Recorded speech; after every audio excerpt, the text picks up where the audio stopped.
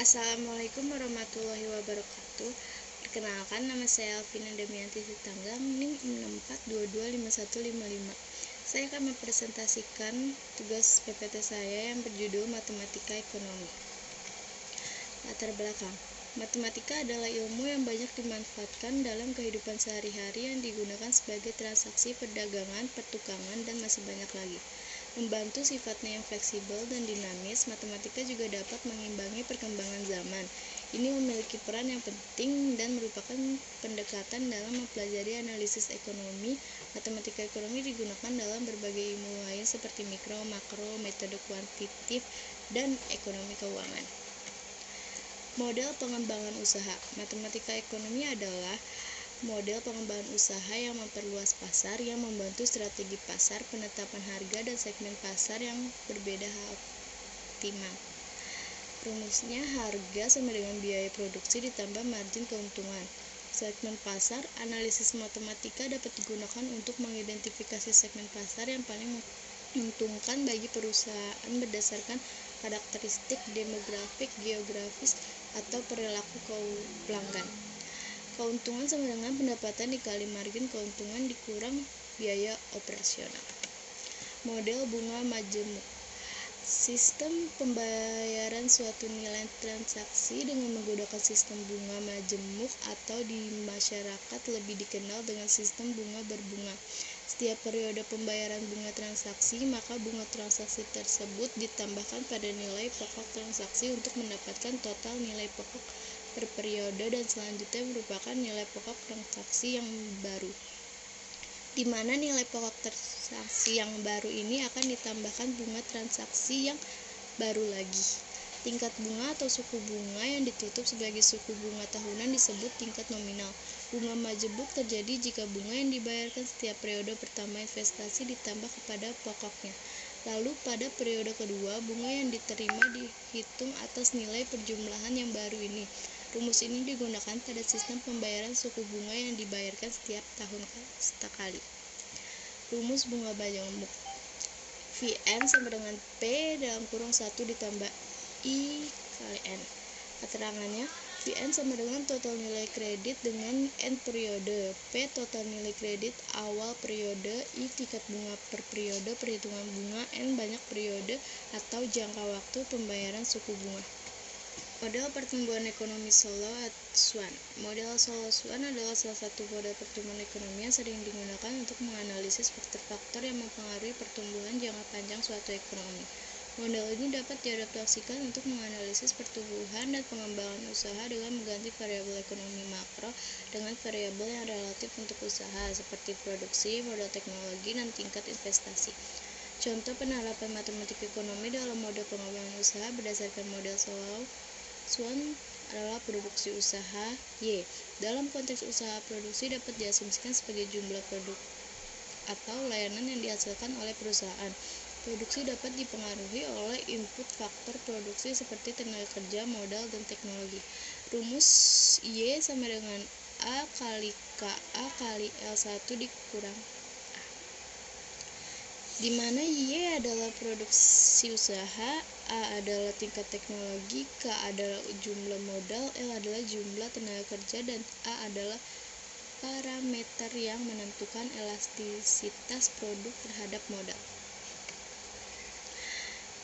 Modal pertumbuhan ekonomi Solo-Swan.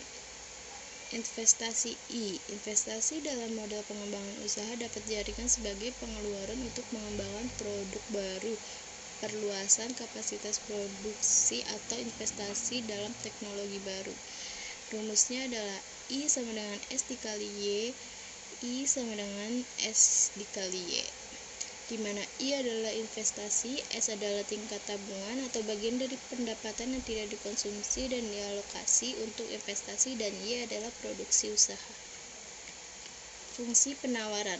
Fungsi penawaran adalah persamaan matematika atau represensis grafik yang menunjukkan hubungan antara jumlah barang atau jasa yang ditawarkan oleh produsen pada berbagai tingkat harga dalam suatu periode tertentu. Fungsi ini menggambarkan bagaimana jumlah barang yang ingin diproduksi dan jumlah oleh dijual oleh produsen berdasarkan sebagai respons terhadap perubahan harga. Secara umum, fungsi penawaran dapat dinyatakan dalam bentuk QS sama dengan F kali P, di mana QS adalah jumlah barang yang ditawarkan, P adalah harga barang, FP adalah fungsi yang menunjukkan hubungan antara harga dan jumlah barang yang ditawarkan. Fungsi permintaan. Fungsi permintaan adalah persamaan matematis atau referensi grafik yang menunjukkan hubungan antara jumlah barang atau jasa yang diminta oleh konsumen pada berbagai tingkat harga dan suatu periode tertentu. Fungsi ini menggambarkan bagaimana jumlah barang yang ingin dibeli oleh konsumen berubah sebagai respons terhadap perubahan harga. Secara umum, fungsi permintaan dapat dinyatakan dalam bentuk QD sama dengan FP, di mana QD adalah jumlah barang yang diminta, pada P adalah harga barang, FP adalah fungsi yang menunjukkan hubungan antara harga dan jumlah barang yang diminta. Titik keseimbangan. Menurut tim Tentor, harga keseimbangan atau harga pasar adalah harga yang terjadi saat jumlah barang yang diminta sama dengan jumlah barang yang ditawarkan. Keseimbangan terjadi ketika kurva permintaan berpotong dengan kurva penawaran. Rumusnya adalah QD tambah QS atau PD sama dengan PS. Titik keseimbangan pada pasar. Keseimbangan pasar biasanya disimbolkan dengan QE atau QE.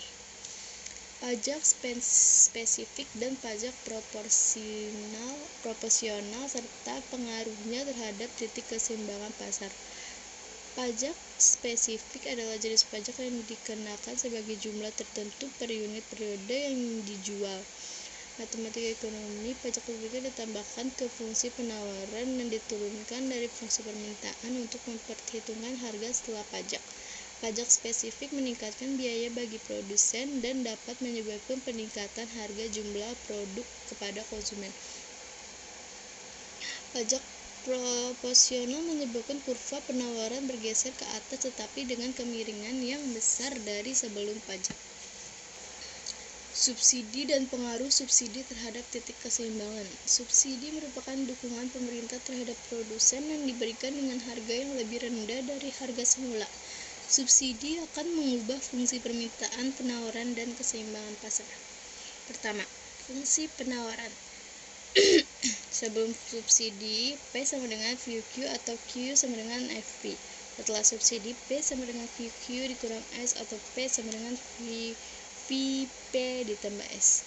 2. Titik keseimbangan pasar. Sebelum subsidi, E1 dalam kurung Q1 P1. Setelah subsidi, E2 dalam kurung Q2, P2. 3. Kurva penawaran. S2 bergeser ke bawah dan sejajar dengan S1.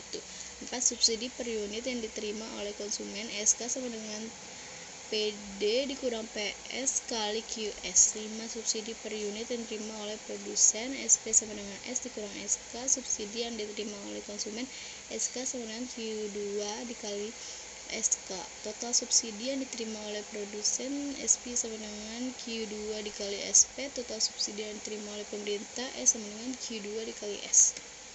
Elastisitas biaya marginal dan penerimaan marginal.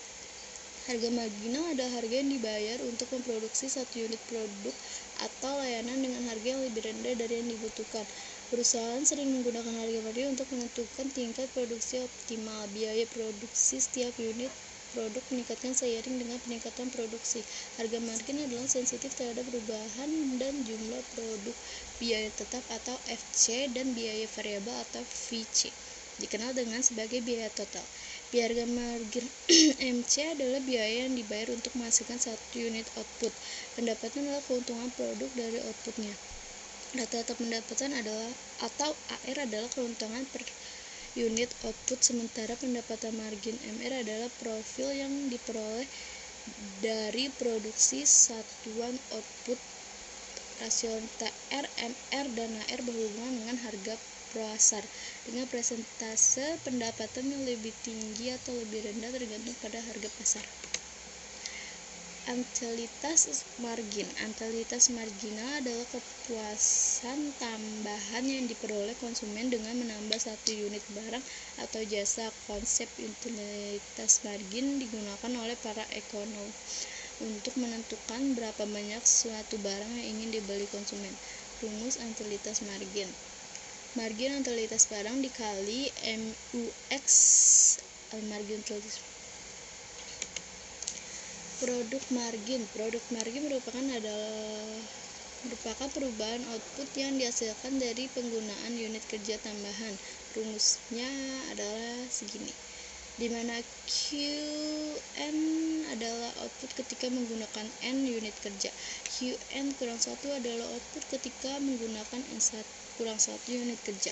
LN adalah jumlah unit kerja ketika output adalah QN. LN kurang 1 adalah jumlah unit kerja ketika output adalah QN min 1. Analisis keuntungan maksimum. Dalam matematika, ekonomi seringkali terkait dengan pencarian titik keseimbangan di mana perusahaan atau individu dapat mencapai keuntungan maksimum. Ini melibatkan pemahaman tentang biaya, pendapatan, dan volume produksi yang optimal. Keuntungan total merupakan penerimaan total atau TR dikurangi dengan biaya total atau TC. Keuntungan total akan mencapai maksimal apabila selisih positif antara TR dan TC mencapai angka terbesar. Secara sistematis, laba dapat dirumuskan TT sama dengan TR dikurang TC. Sekian presentasi dari saya, kurang lebih mohon maaf. Wassalamualaikum warahmatullahi wabarakatuh.